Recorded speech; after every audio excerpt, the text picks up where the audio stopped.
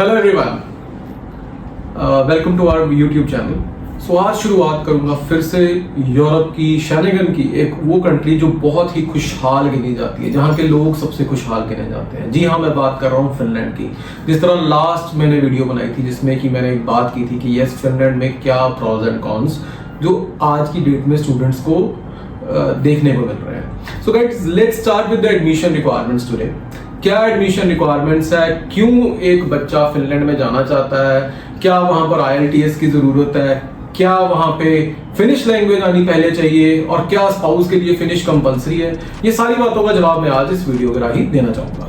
Yes guys, सो पहला मैं शुरू करूंगा वोकेशनल एजुकेशन के लिए से। Vocational education mean trade courses. Trade courses जैसे कि इंडिया में करवाए जाते हैं, पॉलिटेक्निक इंस्टीट्यूट्स में करवाए जाते हैं।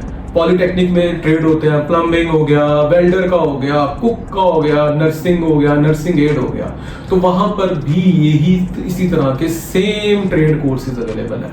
अब ट्रेड कोर्सेज की रिक्वायरमेंट क्या आती है? देखिए, ट्रेड कोर्सेज डिपेंडिंग अपॉन कि क्या है, कैसे है, क्या रिक्वायरमेंट है। अब suppose if student wants to go for nursing, तो वो कहते हैं कि यार एटलीस्ट जिसने इंडिया में मिनिमम ANM या GNM की हो, उसके लिए हम नर्सिंग का वाला बच्चा लेंगे। IELTS ऑलमोस्ट अभी तक जितने इंस्टीट्यूट्स मैंने रिप्रेजेंट किए हैं किसी ने नहीं मांगा है, बट यस, फिनिश लैंग्वेज बहुत बड़ा कंसर्न आता है। बिकॉज होता क्या है कि आप एक कंट्री में जा रहे हो, आपको पता होना चाहिए कि वहां की लोकल नेटिव लैंग्वेज क्या है। ऑल्दो इंग्लिश वहां पर अच्छी बोली जाती है, अच्छी सुनी जाती है, बट स्टिल एक वहां की लोकल लैंग्वेज है। सो बहुत सारे इंस्टीट्यूट्स ने क्या किया है, कुछ तो पढ़ाई की ड्यूरेशन के साथ आपको फिनिश सिखाते हैं, और कुछ आपको पढ़ाई शुरू करने से पहले उनका A1 लेवल या A2 लेवल तक की फिनिश लैंग्वेज का कोर्स ऑनलाइन सिखाते हैं। वो स्टूडेंट के ऊपर, अगर स्टूडेंट का वीजा इंडिया में आ गया तो इंडिया में पढ़ सकता है, या वो वहां जाके भी पढ़ सकता है। बट अगेन, फिनिश लैंग्वेज चाहे आप साथ में करें, कुछ करें, आपको फिनिश लैंग्वेज थोड़ी बहुत आनी चाहिए। उनका हाय हेलो या कुछ आ गया। अब नर्सिंग जैसा ट्रेड है, आपको कस्टमर से मिलना है, आपको पेशेंट से मिलना है। अगर आप उनकी बात ही नहीं समझ पाओगे, उनकी दर्द ही नहीं पहचान पाओगे, बिकॉज नर्सिंग ऐसा प्रोफेशन है, जब बंदा दर्द में होता है ना, तो वो कुछ भी बात करता है, तो वो बात समझ नहीं आनी चाहिए, चाहे कुछ समझ आए। सो उनका ये मानना है कि यस, अगर कोई बच्चा जिसने ANM या GNM की है, इंग्लिश प्रोफिशिएंसी ठीक ठाक है, क्योंकि इंग्लिश को इतनी प्राथमिकता नहीं मिलती है, इतनी इंपॉर्टेंस नहीं दी जाती उन कंट्रीज में, तो उनकी अपनी लैंग्वेज प्लस इंग्लिश दोनों का मिला के उन्होंने एक कोर्स बनाया होता है, जिसको वोकेशनल के हिसाब से चलाते हैं। So IELTS is not mandatory for any vocational programme. Chef है, किचन में काम करना है, कोई इतनी दिक्कत ही नहीं है, ठीक है। वेल्डिंग है, वेल्डर ने काम करना है, तो इतनी फिनिश की भी जरूरत नहीं है, इंग्लिश की भी कुछ खास जरूरत नहीं है। बट यस, आपको उनकी एडमिशन लेने के लिए एक स्किल टेस्ट होता है। कई बार वो ऑफिसेज में, हमारे ऑफिसेज में जनरली रन हो जाता है, या एक शॉर्ट इंटरव्यूज ली जाती है 10 से 15 मिनट की। वहां वो पूछा जाता है कि यार ये कोर्स क्यों किया जा रहा है। आप पीछे जैसे शेफ ट्रेनिंग के लिए था, तो उन्होंने प्रॉपर वीडियोस मंगवाई कि यस, बच्चों को क्या एटलीस्ट चॉपिंग स्किल्स आती है, आपको काटना तो आना चाहिए, तभी आप कुकिंग कर सकते हो। सो थोड़ी प्रैक्टिकल ओरिएंटेड कंट्री है, जिसको हम लेके चलते हैं। IELTS की ऐसे कोई रिक्वायरमेंट नहीं है। एज गैप की बात करते हैं, तो कई बार क्या होता है, बहुत सारे स्टूडेंट हमसे पूछते हैं कि क्या एज गैप क्या है। गाइस, फिनलैंड अभी तक इन चीजों को लेके, एज गैप को लेके, इवन वोकेशनल प्रोग्राम्स के लिए कोई पर्टिकुलर नहीं है। 6 साल का भी हमने वीजा लिया, 10 साल का भी गैप के साथ वीजा लिया, इनफैक्ट 15 साल के बाद भी वीजा लिया है। अराउंड 40 ईयर्स तक की एज का जिसका हमारे पास वीजा आ चुका है। सो मैं ये नहीं कहूंगा सबके लिए ओपन होगा, बट यस, कुछ ना कुछ स्किल्स स्पेसिफिक होनी चाहिए, आपका वीजा आ जाएगा। So gap justification, yes, we would be requiring, institute को रिक्वायरिंग होगी आपकी गैप जस्टिफिकेशन की। सो वोकेशनल पे जाना चाहते हो, 1 साल का प्रोग्राम है वोकेशनल, वहां पर कंटिन्यूअस एजुकेशन में मिला जाता है। कंटिन्यूइंग एजुकेशन मींस आपने 1 साल का कोर्स किया, सेकेंड ईयर और थर्ड ईयर आपका बैचलर डिग्री मिलेगा, या आपका PG का डिप्लोमा होगा, तो यस, वो आगे मास्टर्स को लीड करेगा। सो ऑप्शंस बहुत है वोकेशनल में भी। अब कुछ लोग जाते हैं कि हमें सिर्फ 1 ईयर का ही फीस पे करना, हम सेकंड ईयर की फीस पे ही नहीं करना चाहते, तो उसमें क्या है कि वो वोकेशनल चूज करते हैं, सेकंड ईयर वो वहां जाके सिलेक्ट कर लेते हैं।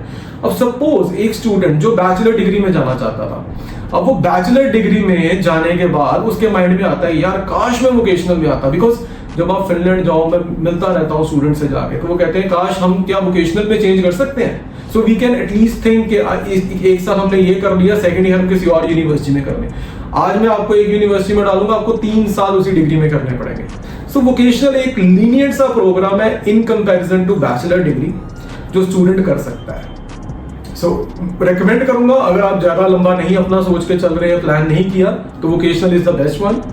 फीस बहुत रीजनेबल है, अराउंड 7,000 यूरो से शुरू होकर 15,000 यूरो तक जाती है, depending upon the course to course. Finnish language का भी कोर्स बीच में होता है, तो ऑलमोस्ट फीस 15,000 तक मैक्सिमम चली जाती है, बट स्टिल इट्स गुड। अगर आप लेके चले साल सवा साल की फीस गिनी जाती है।